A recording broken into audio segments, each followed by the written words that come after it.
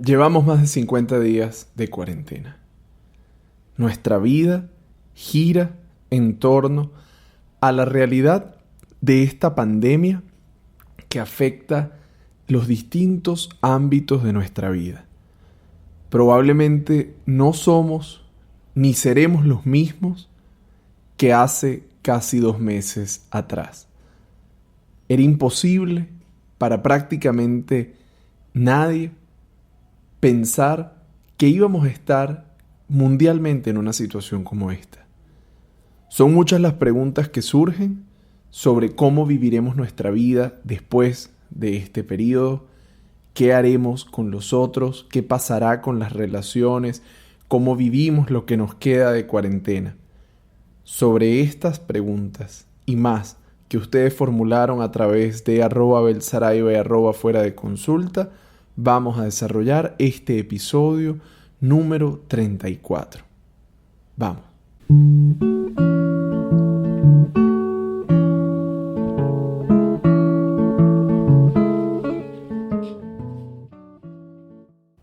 Bien, tal como lo anunciábamos en la parte anterior, vamos a estar enfrentándonos a un conjunto de interrogantes, no solo sobre cómo es que se vive en cuarentena, sino qué va a pasar después de la cuarentena.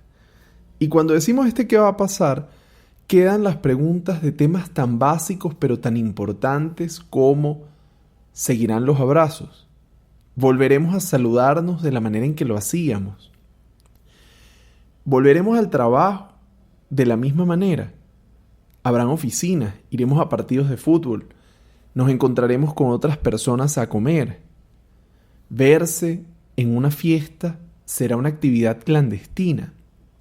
Todas estas son interrogantes que surgen mientras nos acomodamos a una vida que definitivamente no es ni será la que conocíamos. Esa que conocíamos y dábamos por sentado, donde no nos reparábamos a pensar si es que habían otras maneras. Y no solo si habían otras maneras pensando en las infinitas posibilidades, sino que muchas veces no nos dábamos cuenta de que cosas tan sencillas como un saludo afectuoso, especialmente para quienes vivimos en el Caribe, cuánto podía significar, cuánto podía llenarnos y cuánto podíamos echar de menos. Encontrarnos con amigos, a cuántas reuniones no habremos ido obligados o a cuántas dejamos de ir, y hoy pensamos, mientras quizá estemos conectados en una pantalla de Zoom, si es que no debimos haber aprovechado. Pero no solo ese planteamiento de si es que debimos haber aprovechado mejor nuestro tiempo, sino de qué va a pasar ahora. Porque además, y quiero aprovechar para introducir este elemento, para interrogar a la vida muchas veces tiene que quedar algo por fuera. Es cuando no tenemos los abrazos cercanos, el momento en que nos preguntamos, oye, ¿qué tan importante? O notamos más bien, ¿qué tan importante eran para nuestras vidas? Es en ese instante donde nos falta algo, donde nos falta lo que conocíamos, que aparece entonces en toda su importancia. Y probablemente se nos hace aún más importante mientras más imposible. En consecuencia, pues la vida está en este momento interrogada. Interrogada y sobre todo bajo el signo de la incertidumbre, porque no sabemos lo que va a pasar, pero de alguna manera intuimos que lo que viene no necesariamente va a ser mejor. Y marco no va a ser mejor porque existe una tendencia a pensar, claro, después de la cuarentena seremos más humanos, seremos más sensibles, habremos cambiado el mundo, y chévere en la medida en que nos planteemos como deseo, como aspiración, ser mejores. Chévere que soñemos con un mundo posible, un mundo diferente. Sin embargo, eso no va a suceder por arte de magia. Haber pasado casi 2 meses encerrados en casa en confinamiento no necesariamente va a sacar lo mejor de nosotros. De hecho, en muchos casos ha sacado lo peor de nosotros. Y no digo esto en clave de reproche, de martirización, sino como una respuesta frente a ese mandato de las redes sociales donde pareciera que todos debemos haber estado aprendiendo un idioma, realizando un nuevo hobby, creando algo diferente, emprendiendo, soñando, siendo felices, ejercitándonos. Y más allá de esa publicidad de Instagram, más allá de ese mandato de redes sociales, ¿cuántos realmente sienten que han logrado eso? Y cada vez más escucho que no solo es que no hemos logrado ese mandato con el que nos sentimos un poco infelices porque pareciera que hay alguien que sí está aprovechando la cuarentena, es que nos encontramos con la realidad de que no siempre nos sentimos de una misma manera y que frente a nuestros propios sentimientos no sabemos qué hacer. Al principio notábamos que había quienes decían, hay días buenos, hay días malos, hay que aceptar los días buenos y hay que aceptar los días malos. El problema es que la montaña rusa de emociones que está en este momento en nosotros puede ser tan corta como razones de tuve una hora buena, tuve una hora mala. Tuve una hora donde estaba en crisis y a la siguiente la vida volvió a tomar sentido. La vida se va moviendo rápidamente y nuestros fenómenos mentales, nuestros pensamientos, todo lo que va surgiendo en nosotros se acelera. Y sobre todo se acelera porque, lo hayamos querido o no, la cuarentena supuso un frenazo, supuso un alto en la vida como la conocíamos. Ni siquiera digo una pausa porque a lo mejor no todos hemos tenido la oportunidad de tener un momento de pausa. Pero lo que sí estoy seguro es que para todos la vida cambió. Y en ese cambio nos queda también cómo queremos relacionarnos, ahora que podemos ver las cosas en perspectiva. ¿Será que queremos volver a vincularnos como antes? ¿O habrán algunas cosas que cambian? ¿Será que ese cariño, ese roce, ese contacto con el otro que nos hacía falta, le vamos a dar un lugar? ¿Será que esas cosas que quedaron pendientes las vamos a realizar? ¿O sencillamente, apenas levanten la cuarentena, seguiremos como si nada? No decidimos estar en esto y creo que hay que ser bien honesto porque nadie pidió vérselas así. Sin embargo, como he insistido en distintos espacios, hay una decisión personal de si yo aprendo algo de esto que estoy viviendo o sencillamente lo sufro, lo padezco y me quedo recogiendo los vidrios rotos. A partir de ahora, pues se abren nuevos retos. Lo virtual, conocer gente a través de las redes sociales con los riesgos y oportunidades que significa, conectarnos con nuestros seres queridos, también saber decir que no a esa reunión que no deseo, a ese contacto que no quiero, porque el hecho de estar en casa no significa que siempre quiero estar conectado con otros. También puedo querer estar conectado conmigo, reconectar, lo he dicho muchas veces, en contra de esta idea de la desconexión, más bien cómo nos reconectamos con lo que somos. Ahora bien, como decía hace un momento, no es por arte de magia que la cuarentena nos hará mejores. Solo podremos haber cambiado, y ni siquiera voy a hablar de mejor o peor, habremos cambiado en la medida en que dejemos que esta experiencia nos toque, pero también seamos capaces de extraer aprendizaje. Cuando digo que la experiencia nos toque, puede inclusive pasar por la experiencia de sí permitirnos sentirnos mal, tristes, molestos, confundidos, y no querer callar esa rabia, esa tristeza, esa confusión con miles de cosas que lo que en el fondo hacen es ruido. Porque detrás de todas las posibilidades de alternativas para matar el tiempo, a veces nos privamos de la oportunidad de encontrarnos con ese lado más oscuro, más sombrío de nuestra vida. Y no quiero decir con esto que hay que hacer una oda de la depresión, ni que hay que hacer una oda al sentirse mal, ni que hay que aferrarse al sufrimiento, para nada. Pero nosotros somos quizá muy cobardes con el dolor.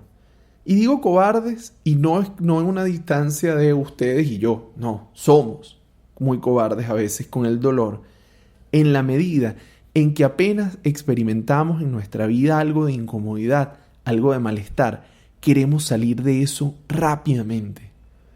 No estamos ni siquiera a veces dispuestos a permitir que ese dolor, que esa incomodidad, que esa molestia, ¿qué me va a enseñar?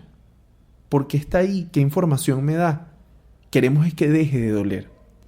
Por eso muchas personas rápidamente quieren es una pastilla que le resuelva la ansiedad, una pastilla que le resuelva la tristeza, una pastilla que por supuesto le resuelva la gordura, una pastilla para el dolor de cabeza, un relajante muscular. Queremos algo mágico y algo rápido, sobre todo algo efectivo.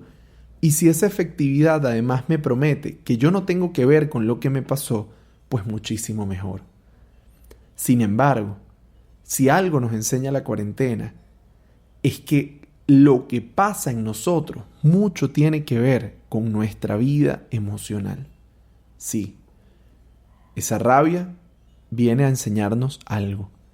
Ese dolor que sentimos nos muestra que quizá hay algo en nuestra vida que nos está dañando y que necesitamos atender, silenciar, anestesiar esas experiencias de la vida.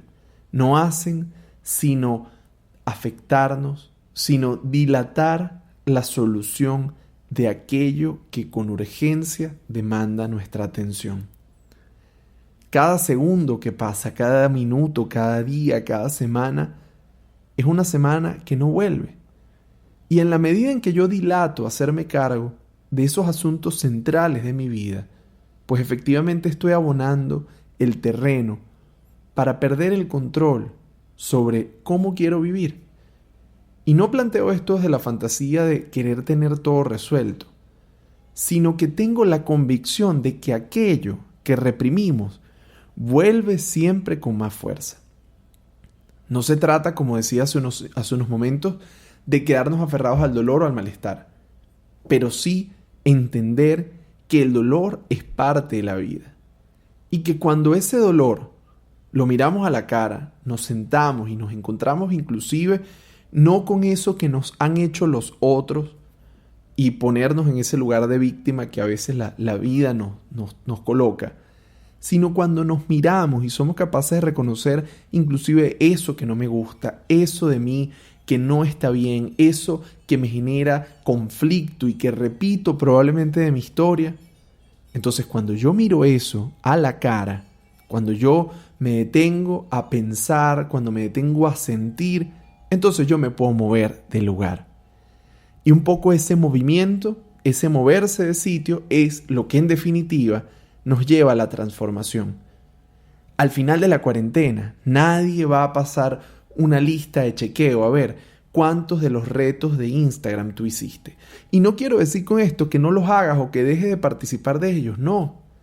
Solamente que lo que realmente cuenta es dónde empezaste este camino y al final de él, dónde vas a estar. Estarás en un lugar que te permita asumir los nuevos cambios. Estarás en un lugar que te permita desarrollar eso que deseas. O estarás en ese lugar al que ya estás acostumbrado o acostumbrada, donde se repite eso que no marcha de la vida. Estarás en ese lugar donde te preguntarás otra vez ¿por qué siempre esto me pasa? Todos hemos pasado por allí. El punto es si tenemos la apertura de atrevernos a ocupar un lugar diferente. Un lugar que nos ayude a ver ese punto de repetición en nuestras vidas que causa malestar para poder decir en un momento, con esto no me la juego. O en otros instantes poder decir, esto vale tanto la pena que estoy dispuesto a pagar el precio de vivirlo. Y sí, la vida nos demanda un precio. Nada es de gratis y toda elección supone en ese sentido una pérdida. Elegir movernos puede significar pagar el precio de la incomodidad, personal a terceros. Realizar nuestro deseo puede implicar reducir aquellas fuentes de satisfacción que acaban por generarnos malestar. Ya les he hablado antes del goce.